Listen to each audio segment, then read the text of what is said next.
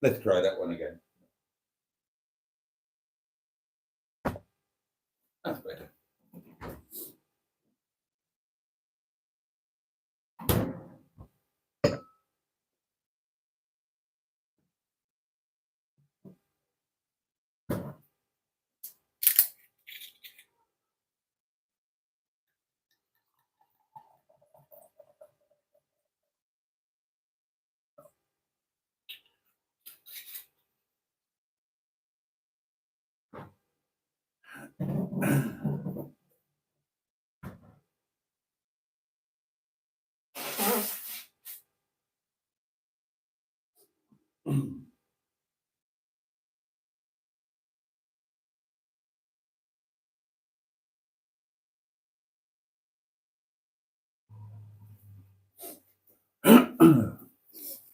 Ah, well, hello, my lovelies, and a very warm welcome indeed to Wednesday Night Live. And I'm going to be here with you for the next hour as we wave off Wednesday and thunder into Thursday. Gosh, that's going to be exciting, isn't it? Yes, it is. Normal rules apply, darling. Now, I've got loads to talk to you about tonight. Loads and loads and loads. But obviously, I want to hear about your days. How have they been? What you've been eating, what you've been up to, how you're feeling, all of the normal good stuff. We can talk about anything else that comes up as well, can't we? Of course we can. So, with no further ado, I'm not even going to have a drink of my wine, darlings. I'm going to plough into your comments like Brian Blessed ploughing into a ploughman's lunch. That's what I'm going to do. I'm going to earn my glass of wine, darlings. First cover, pardon me, I'm still snotty, coffee, all of that sort of stuff. So apologies for it if I sound dreadful. I feel fine. Feel great actually. It's been a very good day indeed. But there we are. I will battle through the. No, not having a drink. I'm going to read comment before I have a drink. First cab off the rank is Jimmy Mighty Quinn, who says, "Good evening, Boaty, and all. Good evening to you. Lord Stiff Upper Lip is with us. Didn't we have a lovely time the day we went to Bangor? Elsie and me, we finished our tea and said goodbye to the seaside. Singing a few of us. Right, okay. Didn't we have a miserable time the day we went to Blackpool? An horrible day, we got drunk on the way and spent our money on chips and bingo. Hour to hour, we spent at the bar and swallowed a barrel of cider. And on the way back, I was sick over Jack and the rain came down. Oh, Eric and me, we wanted a piece, so we climbed up on the bandstand. What was the one? What was the one? Do you recall the thrill of it all as we organised a gang bang under the pier? A gallon of beer, an inflatable doll called Vinyl Vera. She ruptured the few at the front of the queue, and then it came to my turn, but I couldn't begin because the tide had come in and the rain came down. Oh, enough of that. Peter P is with us and says a very good evening, Boaty and all. Barry, that guy from Steady Alpha 5. Hello all, I'm doing it late again, so I won't be I won't be on. Coming to the end of an assignment at the hospital, and I'm on the final checks. I will tell more when I'm alive if anyone's interested. I'm sure we all are. Good evening, all, says Stratospherian. And Barry says, at least I won't be at least I won't be around for chin up. We know you love it. We know you love it, Barry. Evening all, shouts Matron merrily from the top of her naked voice. I'm still happily suffering the effects of just 8 hours sleep in 3 days, much travellings, copious amount of alcohol, good conversation, and so much laughing. And Matron goes on to inform you all that her Yard Day video will be released on Friday evening. The fabulous M11 is with us. Good evening, Boggs and the fabulous Boaty. I'm looking forward to this live stream tonight. I predict it will be a good one. Let's hope so.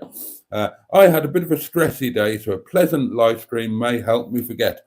Good evening, all, says Bad Books. And the M11 goes on to say, oh, my son passed his theory test, though. That was good news. Good news indeed. Good news indeed. People saying hello to each other. Those flowers, says Peter P. I know, I've been busy. I forgot to get rid of them. I promise I'll do it tomorrow.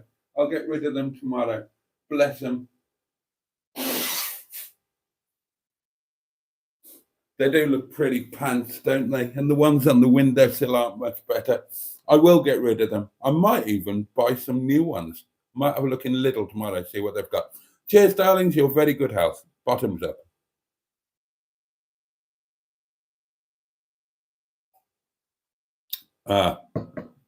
Fabulous. Fabulous. Oh, and it's the we're back on the good stuff, darlings.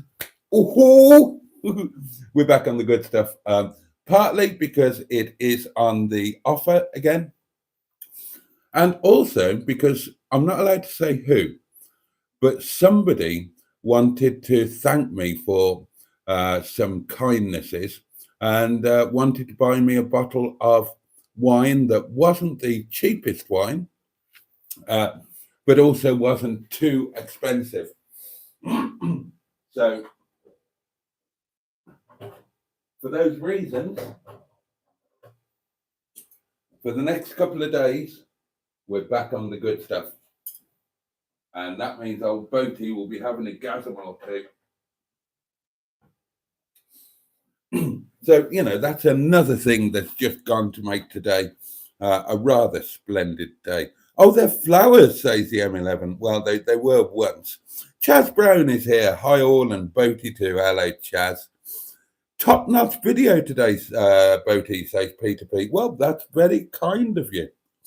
That's very kind of you indeed. And if you watched it, I hope you enjoyed it. I was rather pleased with the way that one went together, and it's kind of the thing that I'm hoping to be doing more and more and more. Slightly changing I'll talk about it in today's video, actually, unless I edit that bit out. God, I've rambled on a bit today. Oh, that's very nice. But thank you, Peter P. I appreciate it. And I appreciate everybody who's commented on it as well. That really helps in the algorithm. And I appreciate everybody that's liked it and everybody who's watched it. It's had a couple of views tonight, which is nice. Don't forget to like, instructs Matron. Oh, and the M11 is also bursting into song. Didn't we have a lovely time the day we went to Yarmouth? And we did. We really did. Chaz Brown says, I was checking my car bonnet and noticed a few stone chips. The car's only a few years old. Can you apply anything to stop stone chips? Yeah, a bonnet bra, but they look ridiculous. Other than that, no. Simone is with us and says, hiya. Oh, and Peter P agrees. Chaz, yeah, a bonnet bra. And Chaz says, Peter P, I've heard of them in the USA, not sure on them. I think they look daft, to be honest. I mean, if you want to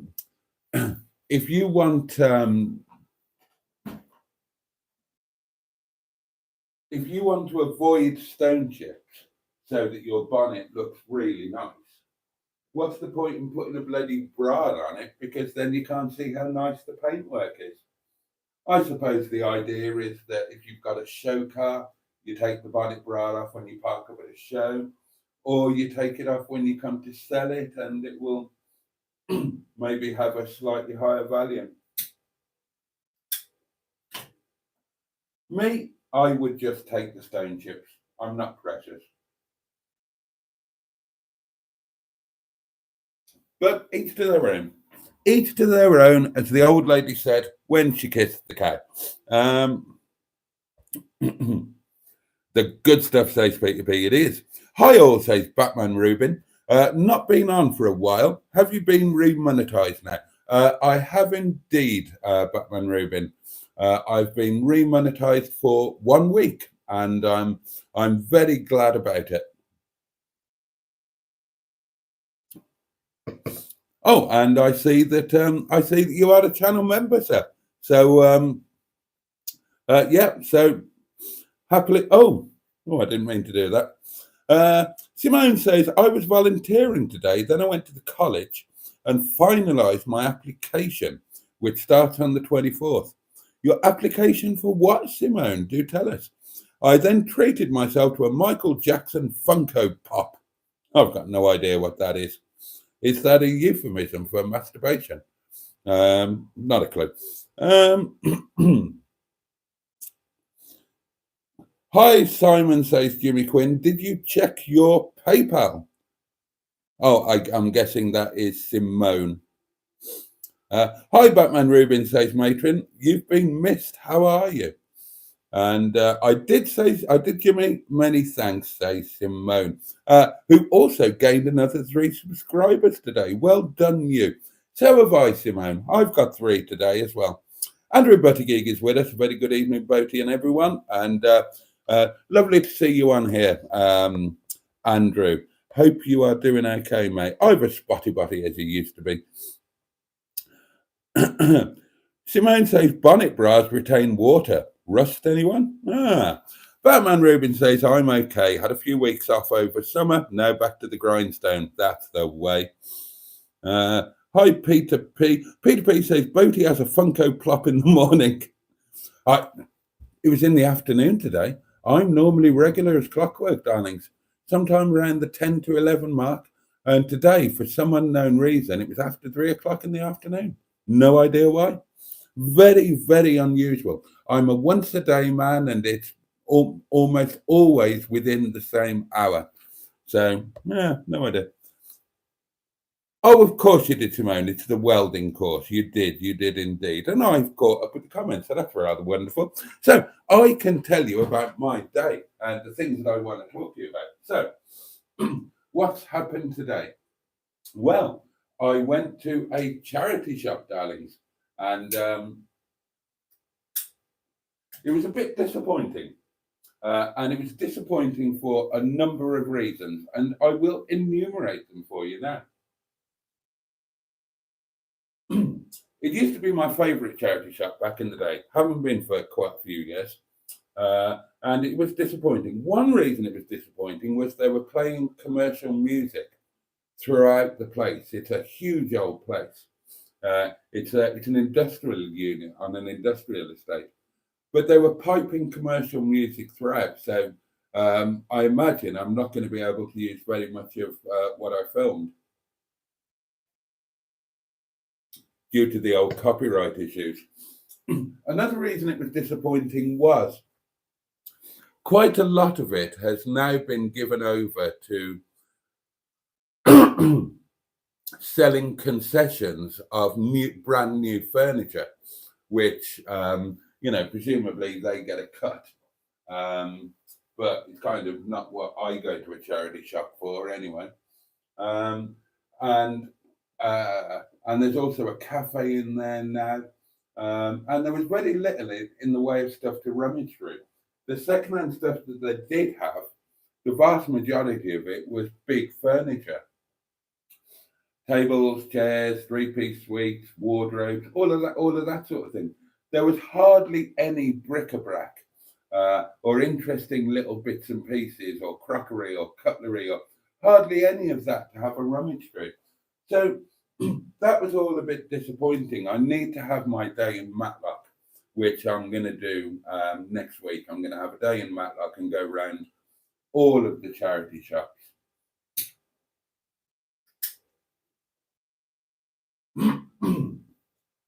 So that was disappointing, but it wasn't a completely wasted trip, darlings. I did buy 2 pieces. Oh, yeah. Look at me, old Mr. Big Spender here. I bought a lamp, which looks fabulous on the telephone table. Looks really good.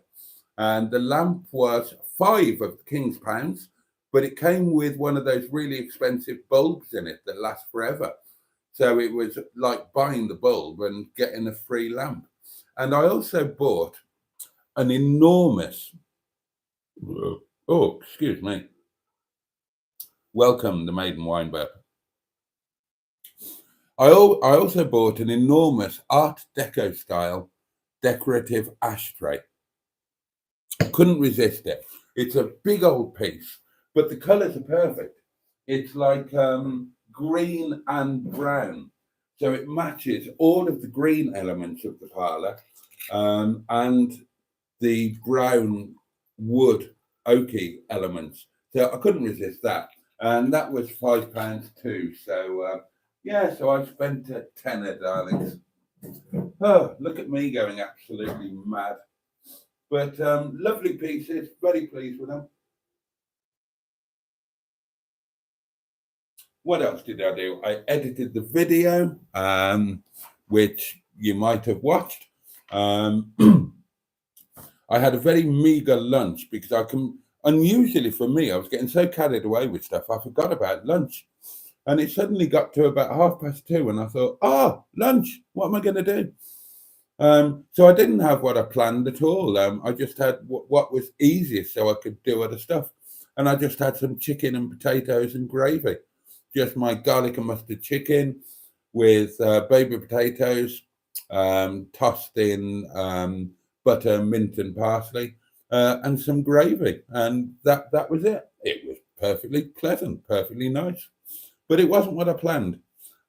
Tomorrow I'm planning to do noodles, and tonight will be staff curry. I don't see any point in varying stuff now. I'm just going to have staff curry every night, darlings, and bugger it. If you could have staff curry every night, you probably would too.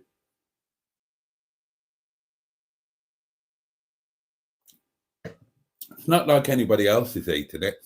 It's not like I'm entertaining. It's what I shoveled down my little red lane at 1:30 in the morning.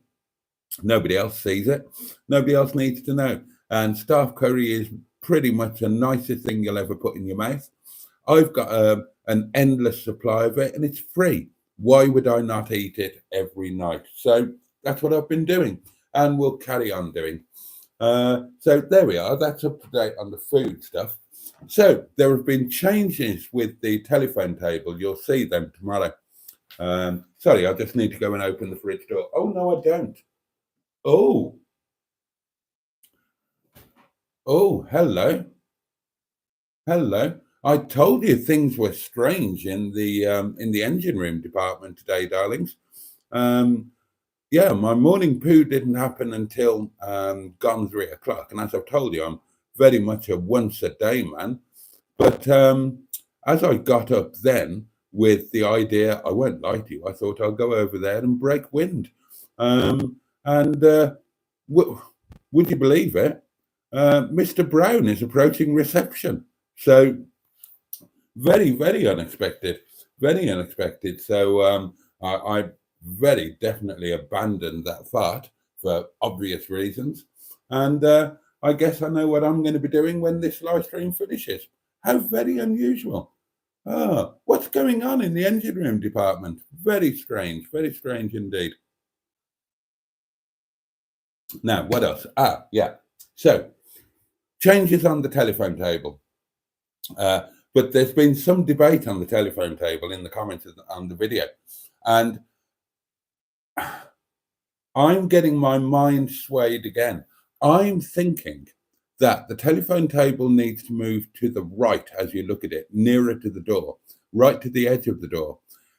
I'm thinking the telephone needs to go back on the top, and I'm thinking the lamp needs to go down below near the alcove for the telephone directory, and then the Art Deco ashtray needs to go on the left-hand side. So I'm going to experiment with that tomorrow. Don't worry, I'll film it. I'll bore you silly. Some people seem to like watching me buggering about in the cottage. So and I like buggering about in the cottage, and I need daily content, so I might as well carry on, hadn't I? Had some lovely comments and responses to my video today, which I'm really jolly grateful for. So yeah, The lamp that now this is where it starts to get interesting. This is where it starts to get interesting. So the lamp that was unsuitable on the telephone table, that's now been replaced by the lamp I bought in the charity shop today. You'll see that in tomorrow's video. And the old lamp is currently upstairs in the guest cupboard, where it is slightly superfluous, if I'm really honest. But I thought, well, it's got to go somewhere. But then something else has happened that might change everything. And I'll catch up with the comments and then I'll tell you about this other thing that's happened. It's quite interesting in a quite interesting kind of way. If you're interested in that sort of thing. If you're not interested in it, then it won't be quite interesting. It'll probably be quite dull. And I can only apologize for that. But, you know, sometimes in life, darlings, you have to take the switter with the beat. Oh, yes. There we are. Now then, what am I going to do? Oh, yes, comments and then tell you about the other thing. That's right. Ah, that's right.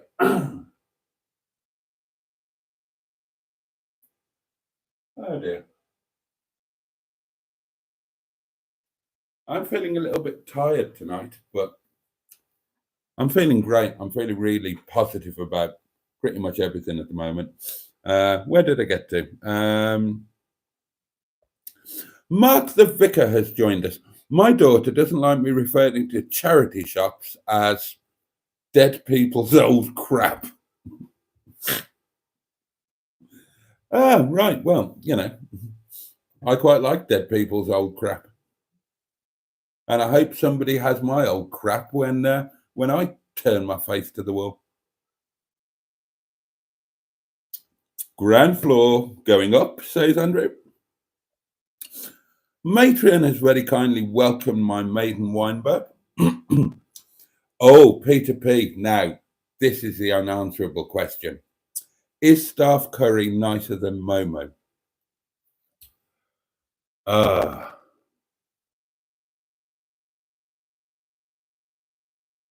couldn't pick a winner. And if you told me that I could only eat one for the rest of my life,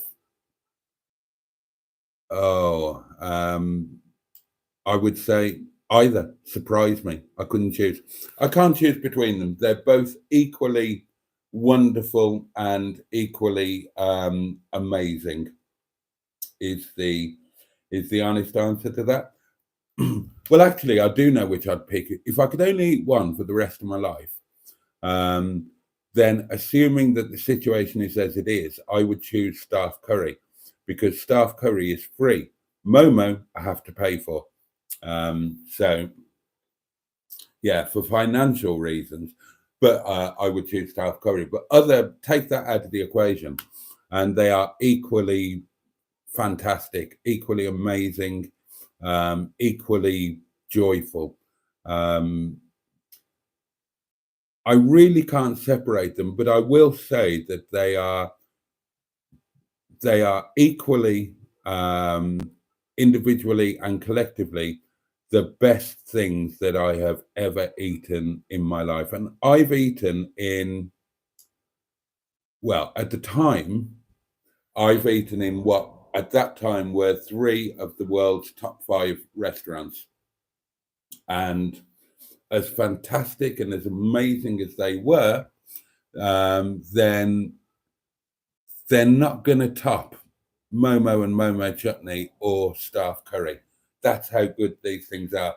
I mean, a fillet steak with an amazing, the best 3-pepper sauce that you can imagine, by which I mean the one that I make, because that's obviously the best. That is a fantastic thing, but is it better than Momo? No. Is it better than staff curry? No. It's close. It's amazing, but it's not up there. It's not quite on the same level. Good question, though, Peter P.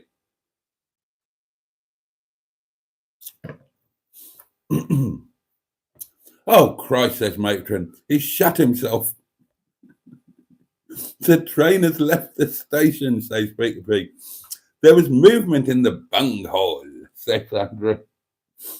Engine room department goings on. What have you been eating? Pedigree, chum?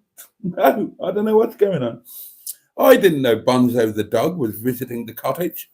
My first dog was, um, my first dog, the first dog in my life, was called Bonzo.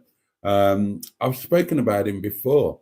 Now, my friend Bristol Brian, and there were videos on my channel about Bristol Brian, but I had to get rid of them, didn't I? But you all know about Bristol Brian. Amazing man, my dad's best friend. He's left us now. I was brought up around him and around his place. Uh, he was a boxer, he was a singer, and he was the world's biggest dealer in Bristol motor cars. He had a Labrador, had a litter, and he gave my dad the runt of the litter free. And I remember my dad coming to pick me up from school, which he never did. And this is when I'm like, I don't know, 6 years old, something like that. But in those days, even when you were 6 years old, you walked to school and back. Your parents didn't come and get you. They certainly didn't drive you there in the car. And my dad turned up to school to meet me. And I can still remember it to this day. He had a Labrador puppy on his shoulder, and it was Bonzo. And as I say, he was the runt of the litter. But my God, what a dog did he grow up to be. The best dog ever.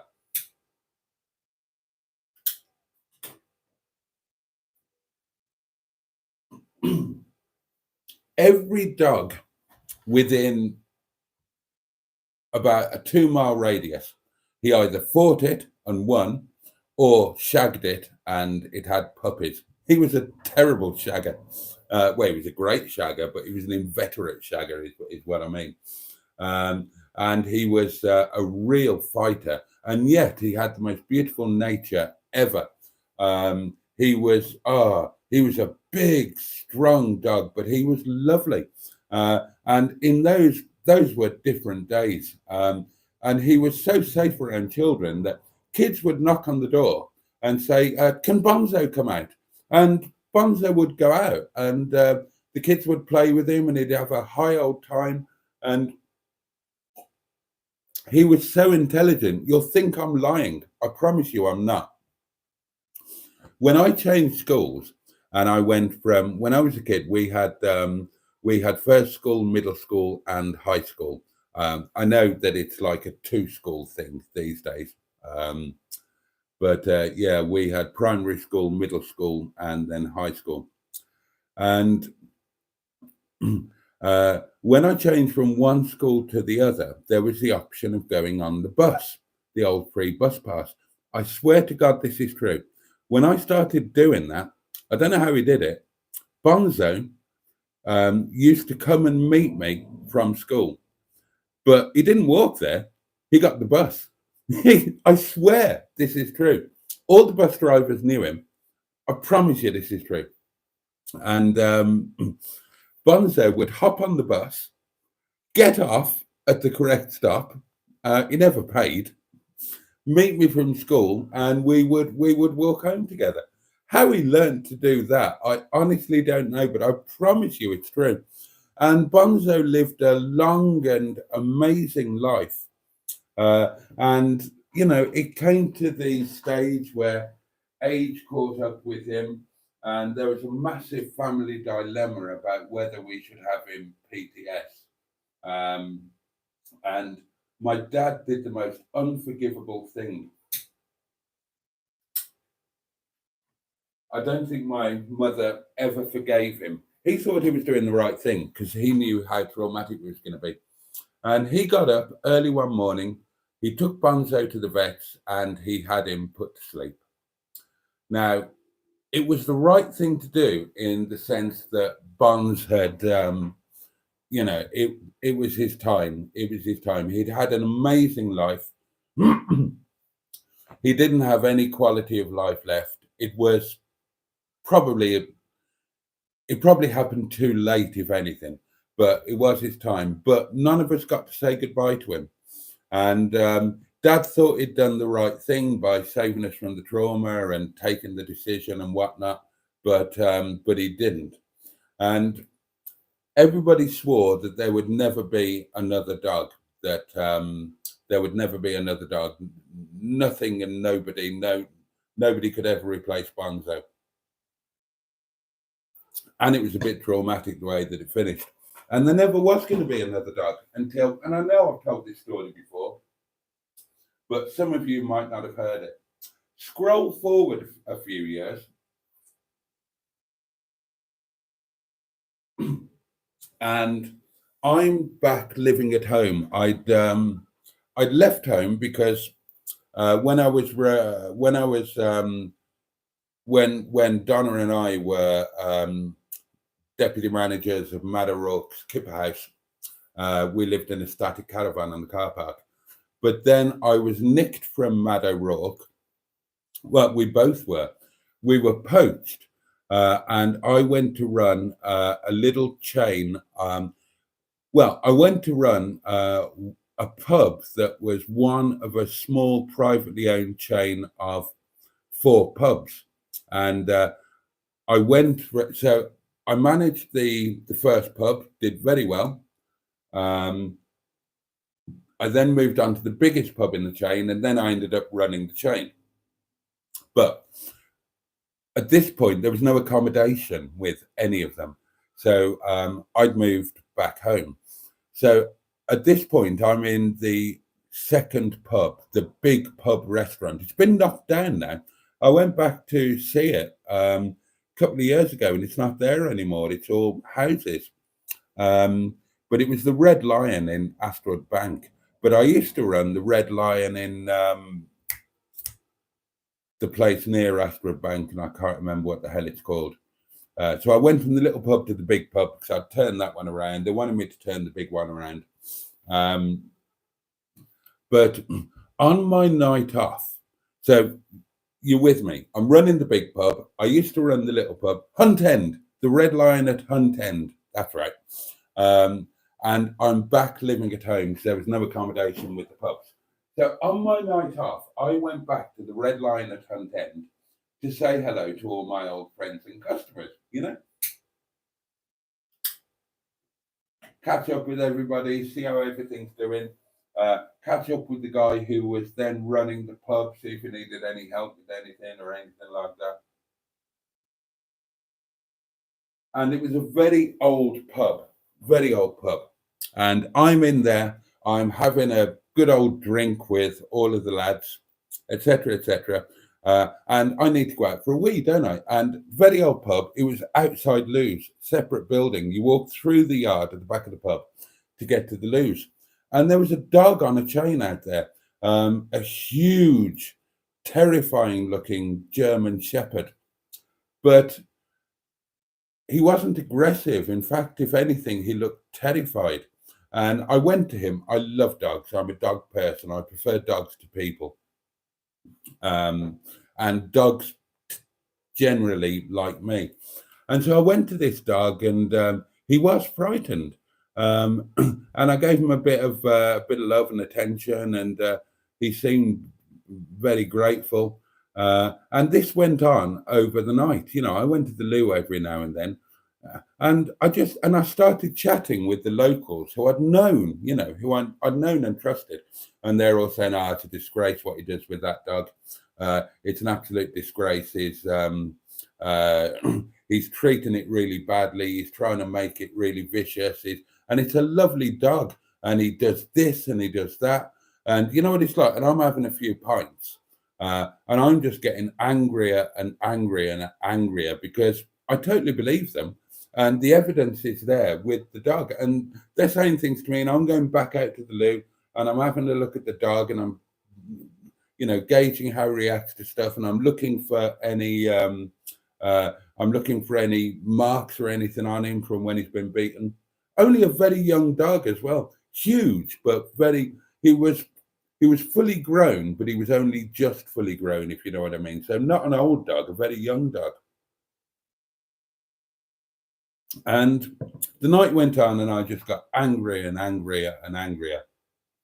Um, and then I said something. Basically, I got into an argument with the manager of the pub because I asked him about what was going on with the dog, and he was very bolshy.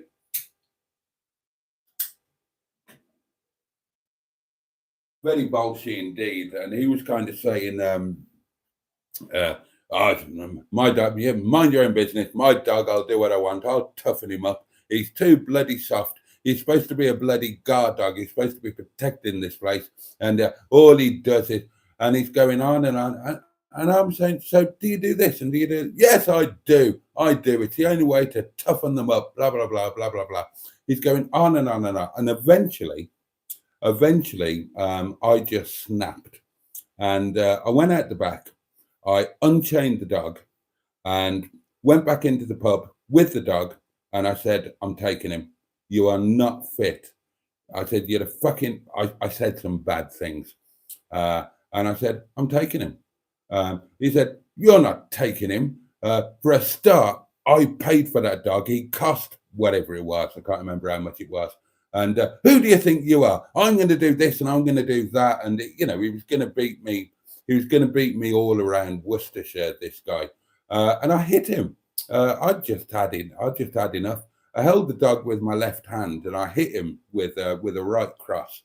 And it was a good shot actually. He went down like a ton of bricks. I had a bit of money in those days. I just pulled some cash out of my pocket. Whatever it was he told me the dog had cost, I threw it down onto the floor on him. And I walked out with the dog, and I never went back to that pub. And I took the dog back to my parents' house, and I presented him as a fait accompli. Didn't give him a choice. I said, told him the story, and I said, "This is our dog," and he was every bit as good as Bonzo. He was an amazing dog, an absolutely amazing dog. And again, he lived to a ripe old age. My parents adored him. I left home not too long afterwards.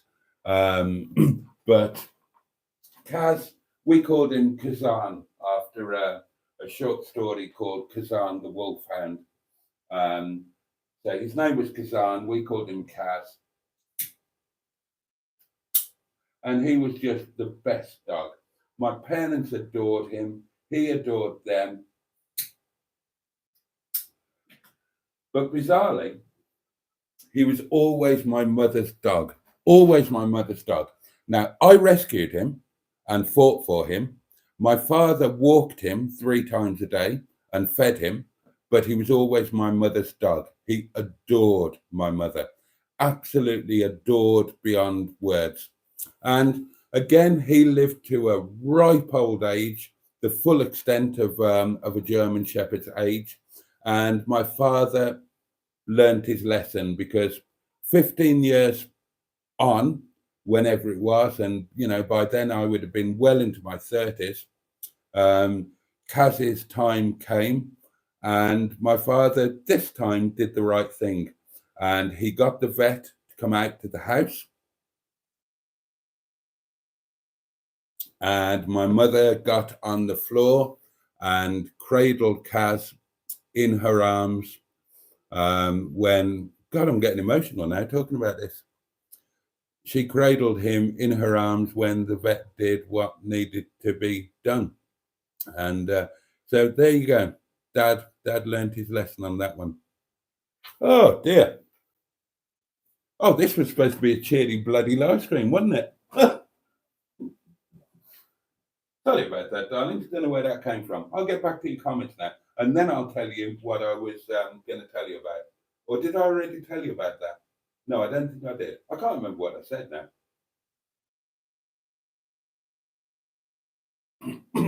Tricky chaps, live streams. Right, where did I get to? Oh, yeah, it's because Andrew said Bonzo the dog. Sorry, it's Andrew's fault. Andrew Buttygig, it's your fault. That's why I went off on that one and bored everybody for the last 15 minutes. It's nice, Boaty, that you're thinking of Neil with a new easy-to-use lamp in the guest cupboard. I missed some of the live stream due to dramas at home, says the M11. We'll have to re-watch what I've missed later. There you go. Peter P's asking the M11 if she had staff curry. And the M11 says, I haven't had a good momoing for a few weeks now. It's so good. Carry on momoing, says Emma. And the M11 says, yes, the curry was nice, Peter, but the momo beats it for me. Well, you hardly ate the staff curry. It was about 4 o'clock in the morning. About 4 o'clock in the morning, you were too tired to eat. And I was 3/4 pissed. Oh, a texting. This could be something exciting. Let's have a look.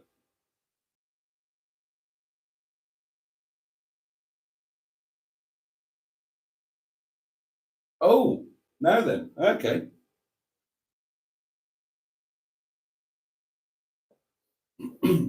Right. A bit of audience involvement in this one. The text is from the lovely Sean. And it says, now he texted me earlier today asking for my address. And he's just texted me to say, I'm just wrapping a surprise gift. We'll pop it in the post tomorrow, so you should get it by the weekend. Maybe the audience can try and guess what it is. Clue, it's got a slit.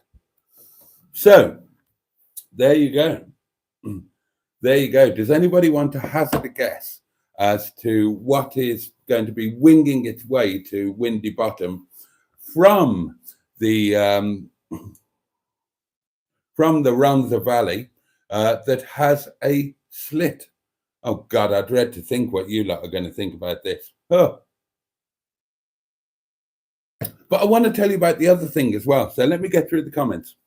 Don't forget to like, shouts Jimmy Quinn, and I'm always grateful for anybody who shows any sort of thing that says, yeah, that wasn't too bad, I suppose. I've watched worse. Andrew says, Brian, he had some lovely Bristols. Yeah, he really did. Oh, Brian, what a character. I'm so gutted I had to delete those videos. What I should do, I genuinely should do this. It's only just occurred to me. I should make my own video about Bristol Brian May. And what I should do, because I was very close with his family as well, I should go back to where he lived and see who's there. I don't know if his wife is still alive, who was just so lovely. It would be lovely to catch up with her. But, you know, his kids are still going to be around. Jason, another Jason, and Fiona. Yeah, maybe I should try and catch up with them. And I know the cars were all sold off, but if they still own the property and the land, then maybe I could make a film, because Brian was very important, a very important part of my life and my father's life. He was my father's best friend. He was the best man at his wedding. And he was the biggest influence on me until I hit the age of about 22, something like that. Jean, his wife, is the lovely Jean, an amazing singer as well in her own right. Maybe I should try and, you know, find them and reach out, because Brian didn't get to my father's funeral. I didn't get to his funeral. Everything was all in a state of chaos then. It would be lovely to reconnect with those that are still with us. And I would love to make a film just talking about Brian, the man that he was, and the massive part that he played in my life. What I did prior was I uploaded some content that, you know, that I uploaded it with permission. It wasn't a copyright breach. And of course, those things were one of the reasons that I got demonetized. So, and I'm gutted that they're not there anymore. But maybe I should just make my own, especially if yeah, I'll have a think about that. Andrew says, love that Boaty. Can remember the first time with Bonzo. I can still remember our first dog, an Australian silky terrier named Sunday. Mr. Stephen Parry from Put Sunlight in the Whittle. The Leisure Peninsula. Oh. Says, how are you today, Jason? I'm great. Thank you so much. Your last few videos of the new house stuff and furniture are first class. Oh, that's very kind. Sean, what a nice thing you did last night. Oh, too right. Above and beyond kind. And how are Emma and Tracy? They're absolutely fine. They're in the chat. They'll tell you themselves. Oh, gotta be me, Sherry says. I know you haven't seen it yet because I was writing while I was on the way to work. Arriving about 6 p.m. your time, but I left you numerous comments on your parlor video, and I hope you enjoy them. I did, Sherry. I've replied to some or most, but not all of them. But yeah, I did enjoy them very much indeed. Thank you for being such an assiduous, what's a good word? Assiduous. Somebody write that down. Thank you for being such an assiduous viewer and for investing so much of your time and interest into my little nonsenses. It's very much appreciated. And as I said, I did answer some of your comments, and I'll answer the rest tomorrow. And I really hope that your day, your afternoon, went okay. I have been thinking about you.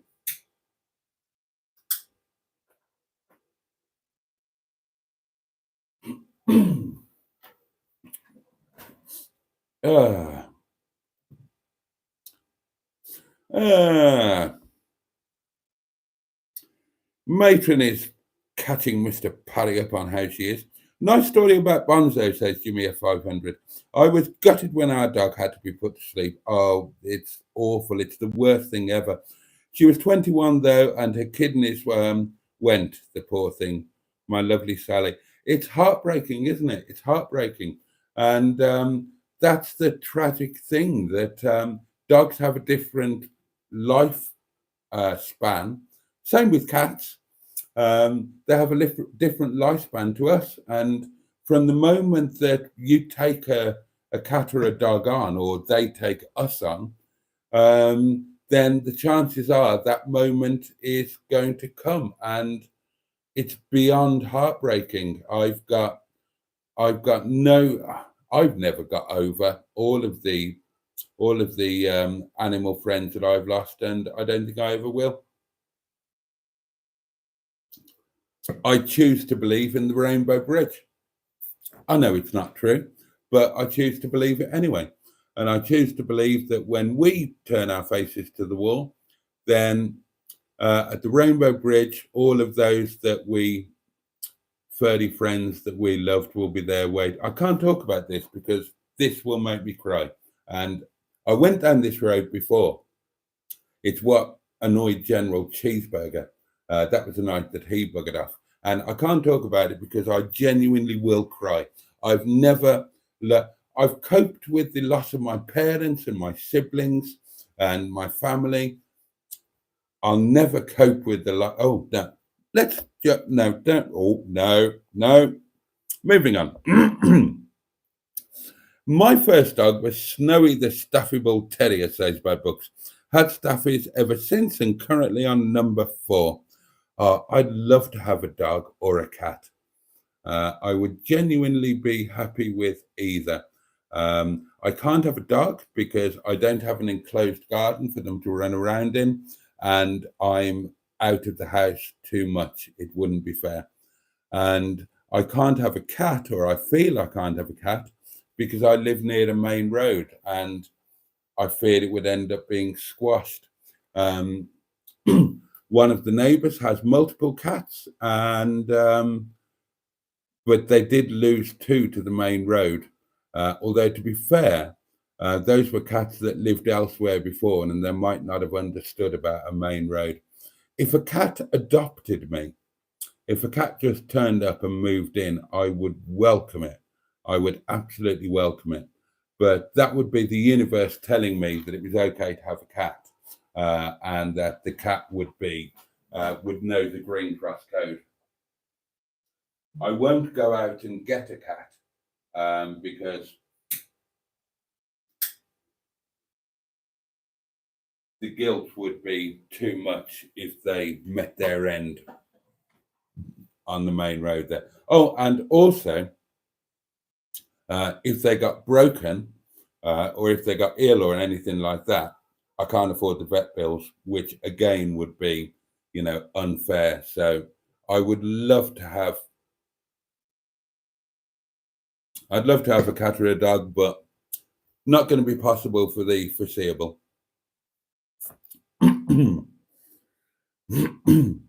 You did the best thing, Boaty, says Andrew. And Jimmy F500 says, fair play to you, Boaty, for hitting that bad word. I don't regret that. I will never regret that. I wish I'd had the chance to hit him again before he went down, if anything. How long ago is that? That's more than 30 years ago, isn't it? Or 30 years ago anyway, if not more than. And I can remember it as clear as day. I can remember the layout of the pub, the layout of the bar, and I can remember exactly where he was standing when I hit him. He was standing just in the hatchway to the bar, and he went straight backwards. Horrible, horrible man. Awful man.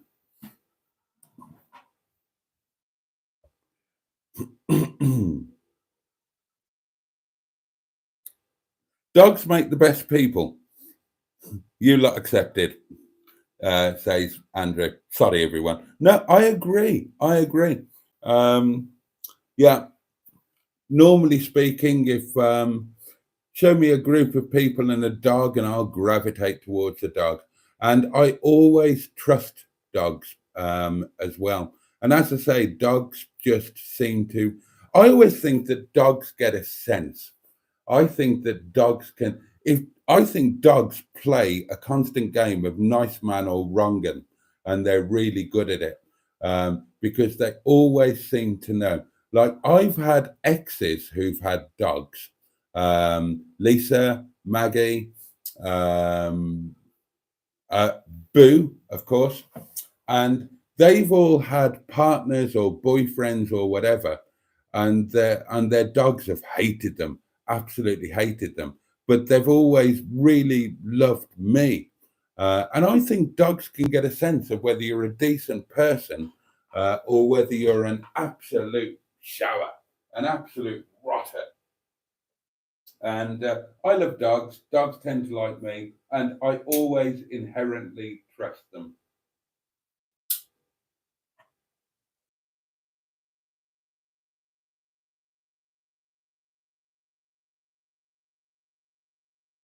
Get it on the doorstep all the time, barking dogs barking, trying to get at you. Oh, don't worry, he won't hurt you. I know he won't. Of course he won't. Just crouch down, get on their level, hold your hand out so they can have a sniff, and they'll be good as gold. Anyway, hi, Sean, if you're watching, says Matron. Oh, intrigue. Oh, my God, says Andrew. My current wife, says Mark the Vicar.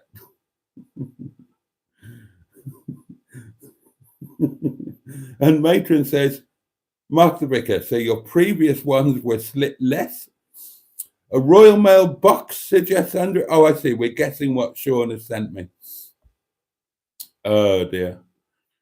Envelopes have slits, says Simone. Mr. Stephen Paddy says, fleshlight. Someone had to say it. Some sort of pouch for something is the M11's guess. A blow-up doll, says Jimmy Quinn. Well, predictably. Could be a kangaroo, says Andrew. A money box for the phone table, says Pocahontas 100. That's quite a good guess. A box of tissues, says the M11. A willy warmer. Winter is coming, says Jimmy Quinn. And the M11 says Pocahontas 100. That's a good suggestion. Yeah, that was the money box for the phone table.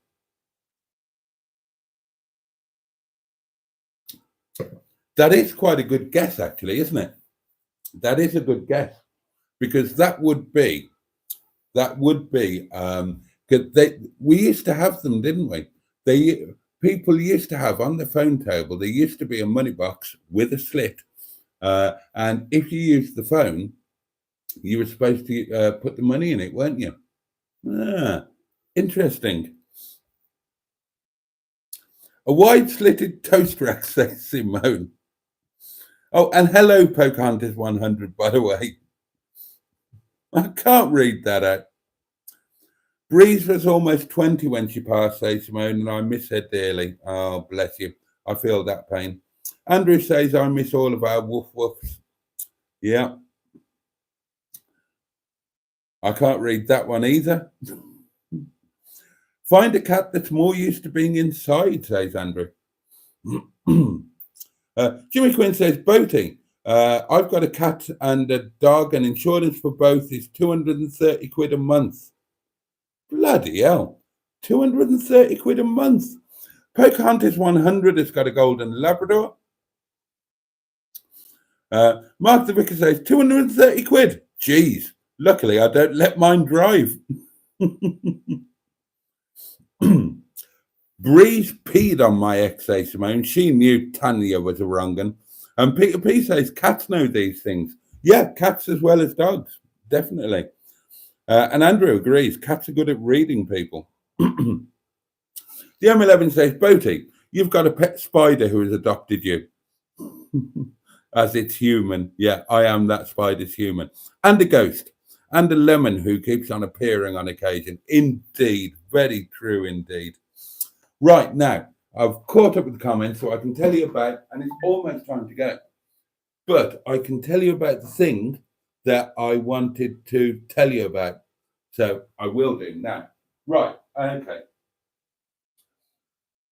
There are a couple of reasons why this has happened.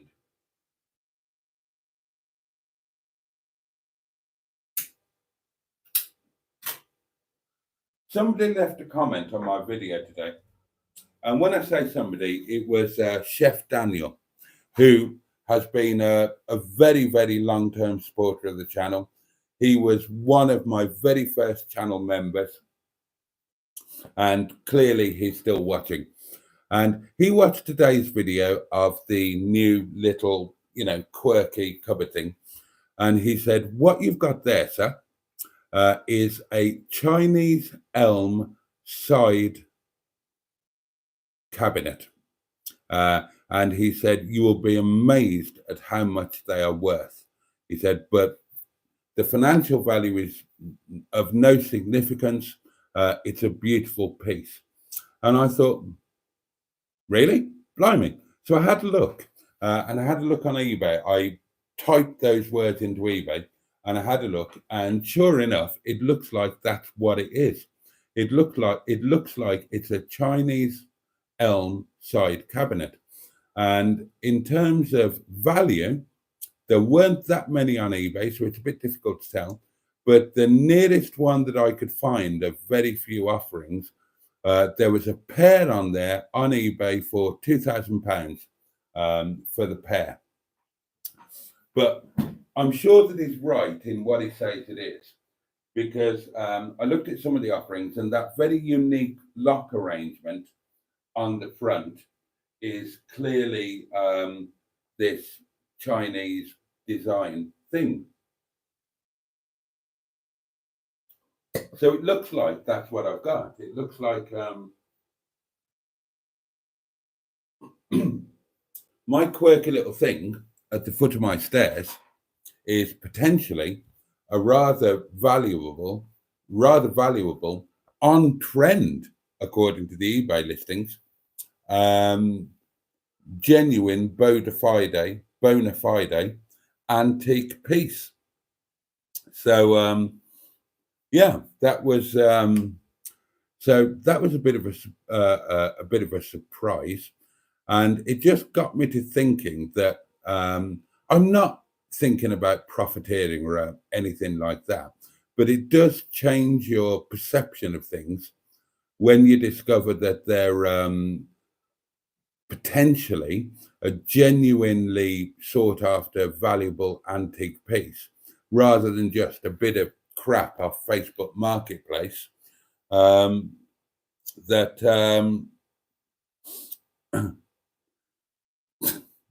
I do like quirky Chinese doings, don't I? Yeah. Yeah, so it changes your perception a bit. And of course, the lady selling, who sold me that piece and the telephone table, had another kind of matching piece. And I was chatting with the M11 earlier during a quiet time at work, and it suddenly occurred to me that that I really ought to buy the other piece, the matching one. Well, the not quite matching one.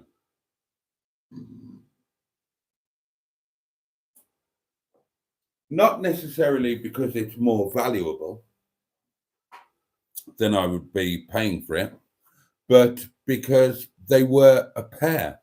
And if you want to talk about value, then they would be more valuable as a pair.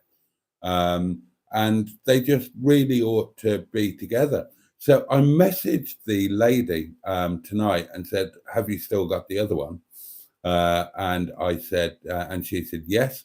And I said, "I think I'm going to have it. I think they need to be reunited. I shouldn't have split them up." And she said, "Yes, you're right. They should be a pair. So come and get it." And we arranged that I would go tomorrow morning. So tomorrow morning, I'm going off to pick up the other one. It's not exactly the same, but from the look of the hand, it's, instead of being one drawer and an opening cupboard thing, it's a 3-door thing. And I didn't look at it when I was there, really. So I need to check if they're the same size and the same wood and all of that. But I suspect they might be. And certainly the handles on the one that I haven't got yet, the handles do look to be really rather unique. And they look to be similar enough to the one that I have got that it might actually be the same thing. So, a long story kind of short, I've arranged to buy the other one. And so tomorrow morning, I'm back off to Grindleford to go and collect it and see the lovely lady again. 11:30, I'm going to be there.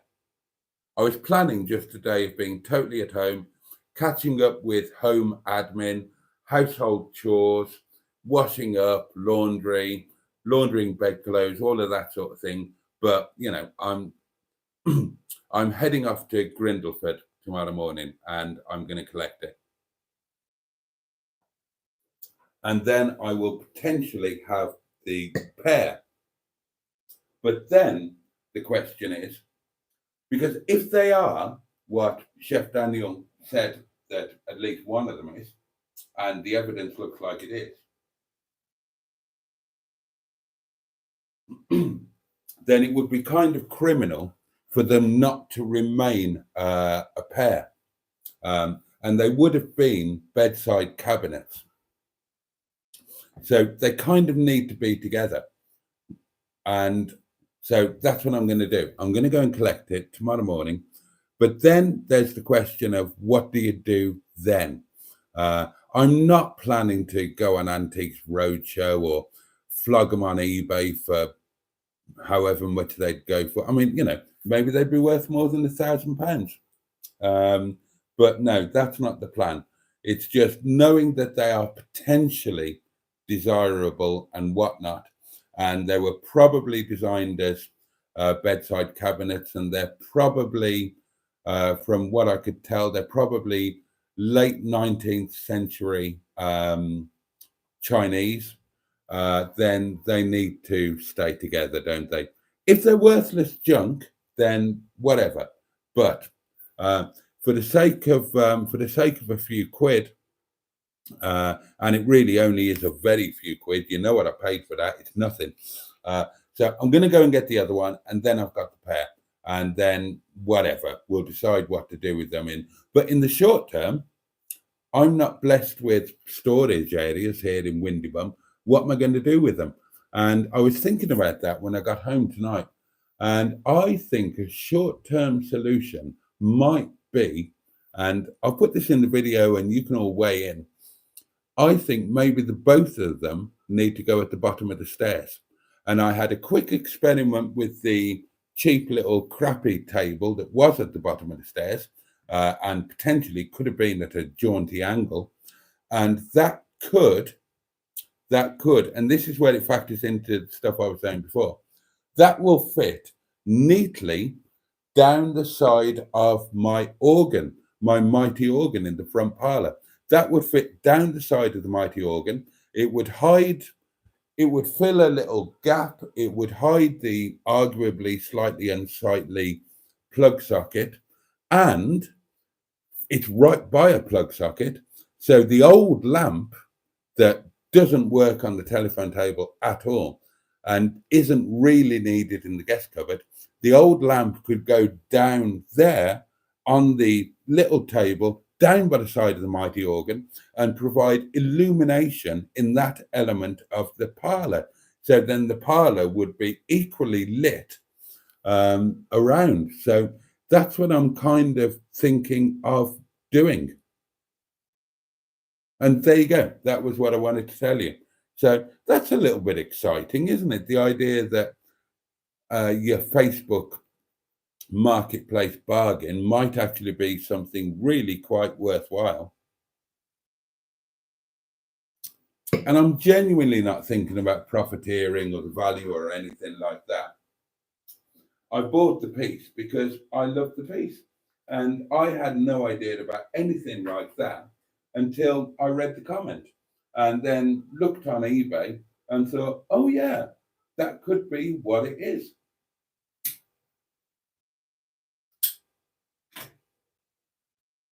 So if all goes according to plan, touch wood, hopefully, by lunchtime tomorrow, I will own the pair and they will owe me the massive sum of £30. I paid 15 for the one that I've got, and the other one is the same price, 15 quid.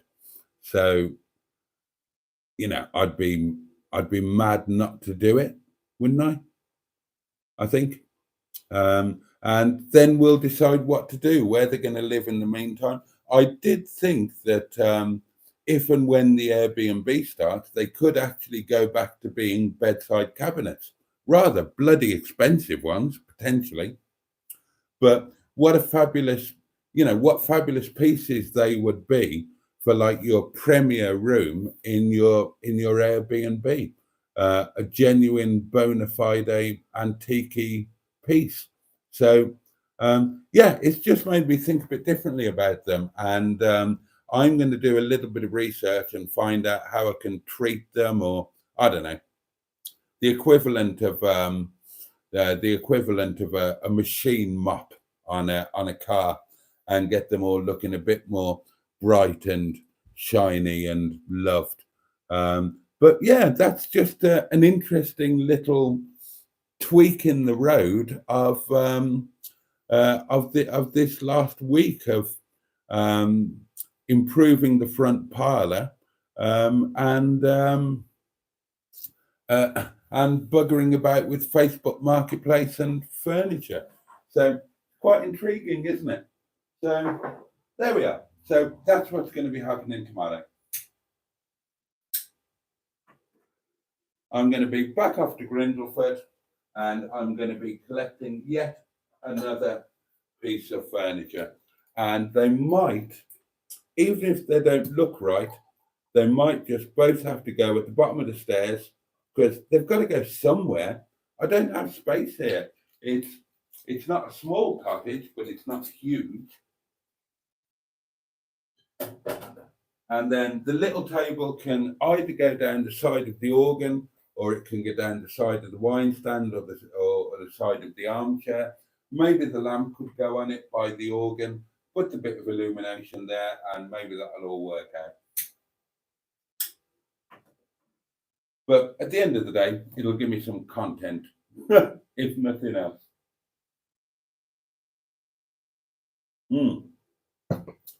And there we are, darlings. That brings us up to speed. So, what time are we at? 11 minutes past midnight. So, time to start saying your good nights. And I will read through your comments and bring this to a close. I will be back tomorrow, of course, Thursday Night Live. And hopefully, I will be joined by the M11. And we can have a fun Thursday Night Live. Right, let's get back to the comments.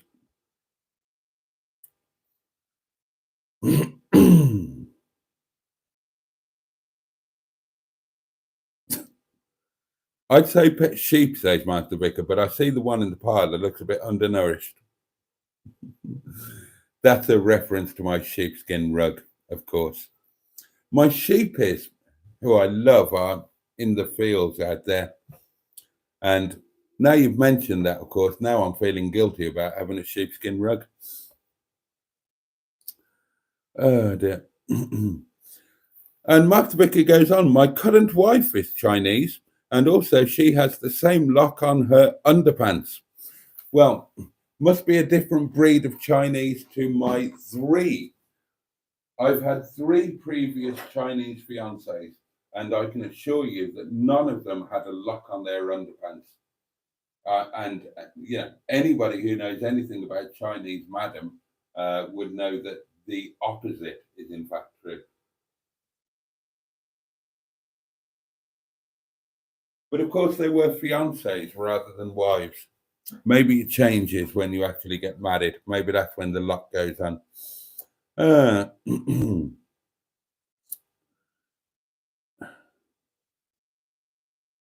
Expensive chaps, dog meds. Yeah, indeed. Stephen G says you buy one Chinese piece and you want another soon after. The old joke about Chinese food. The reason for that, if anybody wonders, is the MSG. Monosodium glutamate, or Chinese salt, has addictive qualities, and it's the MSG in Chinese food, or certainly UK Chinese food, that gives you a hit when you eat it. And then, of course, when that hit fades off, you want another hit. So you think you're hungry, you think you want more food. You don't, you want more MSG. But if you associate that with the food, so of course you think you want food. Emma, the M11 says, the lady seller is going to think you're trying to get into her knickers because you keep on making excuses to go back again to buy more stuff. Oh, well. Bedtime, says Simone. Tiredness has just hit me. Night or good night, Simone. Is the seller an OPWAP? Asks Andrew. Well, she's an OP. Or verging on. I don't know. Yeah, I'd say yeah, actually. Yeah, she's an OPWAP. Why not? She's lovely. Absolutely lovely. Now, I've sent her pictures of the bits, and I almost sent her a link to a video, and then I didn't because I thought after the comment came in about the piece potentially being, really very expensive, I thought, oh God, I don't want to watch in the videos and thinking that I'm attempting to profiteer, because I'm genuinely not. I've got no, even if they were worth £2,000 for the pair, I've got no plans to sell them necessarily.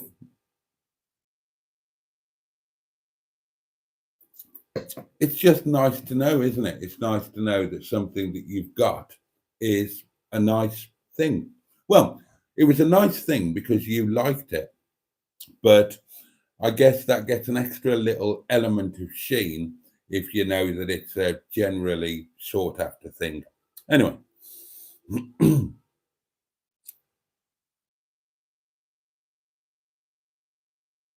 check in case she has anything else for sale too, says Emma.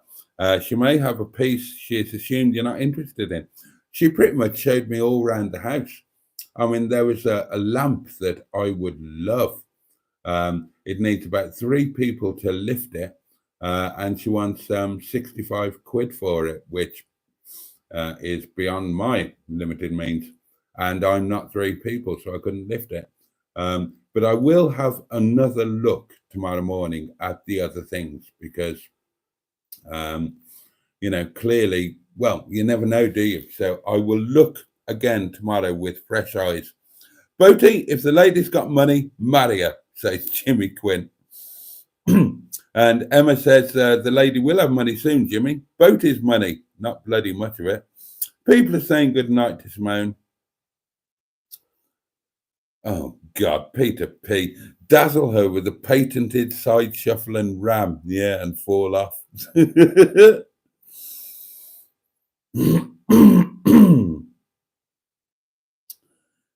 Andrew says, Emma, you need to find yourself an older chap to hit up for his furniture. Oh, the M11 is somewhat aghast at the mention of down the side of my mighty organ. A man with a plan in his organ, says Chaz Brown.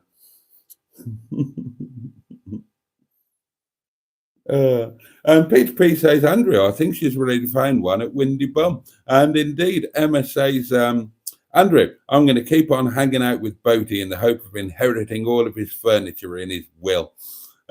Jimmy Quinn says, hi, John Stoodley, if you're watching. And I echo that. Hello, John. Hope you're going on okay, my lovely. The seller is now known as the target, says Mark the Vicar. Oh, dear. And you see, speak of him and he will arrive. Chef Daniel, hello to you, sir. If they are a modernish version, they are worth hundreds. If they are antique, close to 1,000. The metalwork on them will give you a clue. Hard to tell from the video. I'm always buying. Well, Chef Daniel, still a channel member after all this time. One of my very first channel members and still there. Well, thank you for the heads up. And obviously, I presume that you've heard what I said. I'm going to go and get the other one. And yeah, I guess I'll put them on a video. And I'm not. Oh, I mean, from the sound of it, either way, whether modernish or antiquish, they're worth more than the 15 quid I've paid for them. So that's nice, and it's nice to own nice things, isn't it? But yeah, any info would be very gratefully received. Just so yeah, it'd be interesting to know what they are. And well spotted, and thank you for the comment, because I would never have known. I would suggest, says the M11, not putting furniture that's worth a lot into an Airbnb because somebody might pinch and sell it. Oh, right. Oh, and it was Elm, not I'm. Feng Shui at Windy Bum, says Jimmy F500. Emma the furniture thief, says Jimmy Quinn. Oh, dear. And the M11 says, yeah, I may slip the odd cabinet into my suitcase next time I visit. We'll see if I can also slip Boaty's mighty organ in too. God. Oh, and Mark the Vicar confirms, yes, the lock appears when married. Ah, well, there we are. There must be MSG in my whiskey, says Mark. It's like an episode of Lovejoy tonight, says Stephen G.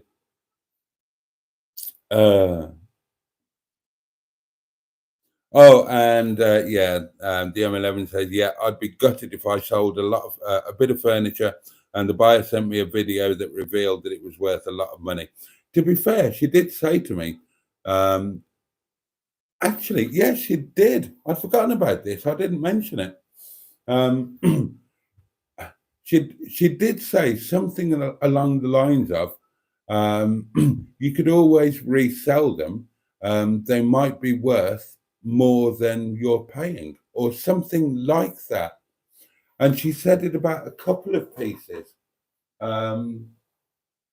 Yeah, I've only just remembered that she did actually say that. So yeah, well, what the hell? I'm going to get my ass over to Grindelford tomorrow. I'm going to get the other one. I'll stick it on a video, and we'll figure out what to do with them. Having both of them at the bottom of the stairs isn't going to look right. I'm sure of that, but might be the only short-term solution. Good night, all, says Pocahontas 100. Sweet dreams. Have a great day tomorrow. Andrew says, I've just had a thought. The lovely Opwap might be a serial killer type. And Emma says, yeah, she kills her victims on the third visit. I'll take the risk. And then everybody is just saying good night. And on that note, I'm also going to say good night. It is kind of that time. Jimmy Quinn would like to announce that he has left the stream, and we're all about to leave it, darlings. Thank you so much for your company tonight. I've really enjoyed it. Yeah, thank you. It's been a really good day. I'm looking for. All I seem to have is pretty good days lately, and it's all happened since I fought to win that lucky 10 pence on the pier in Llandudno. That's what it's all down to. I fought for that and I was mocked for it. But since that happened, I've had nothing but good luck. Life has just been wonderful and lovely. And it's all thanks to that 10p in it. And you lot are just the best bit of luck that I've ever had or probably ever will. So there we are. There will be a video out tomorrow, darlings, covering my doings of today. And I will be back tomorrow night, possibly, hopefully, with the M11. Oh, Mark the Vicar's off to Wales tomorrow. You lucky chap. I wish I was. I think that's it. I think that is it. I think we have covered all of the items on the agenda.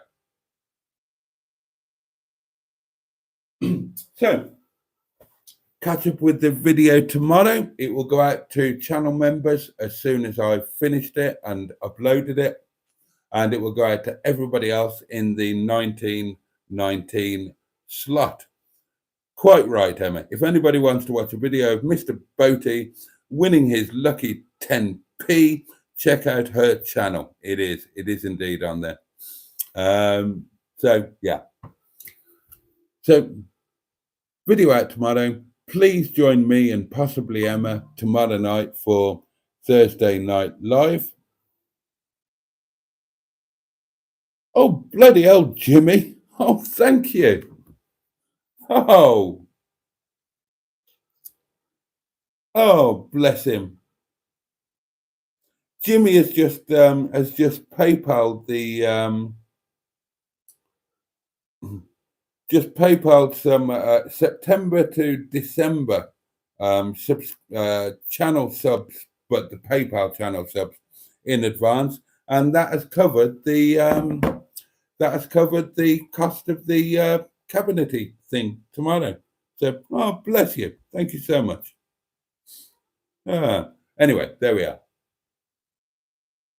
So, oh, and don't forget, the the seller of the clock radio, the dream clock radio, the ultimate clock radio, the thing that is going to change my life and your lives beyond all recognition, that has been packaged up securely and sent to every formerly known as Hermes. So I'm supposed to get it by the 6th at the latest, which will be Friday. So it'll probably turn up about a week next Tuesday. But as long as it turns up, I don't care. And then, that is when my channel is going to blow up. Oh, yeah. All right. Yeah, that's it. Thank you, darlings. Thank you so much. It's been really good fun. Sorry for the bit about the dogs and that, but right, that's it. Have a safe and peaceful night. Have the best day that you can tomorrow. Take every little bit of joy that you possibly can anywhere and everywhere, and take really good care of yourselves. And if you're lucky enough to have those that you love or those that love you, take really good care of them too. Much love from me, and I will see you tomorrow for Thursday Night Live. And now I'm off to the loo. But you, and indeed, Mr. Brown is at reception. Bosh.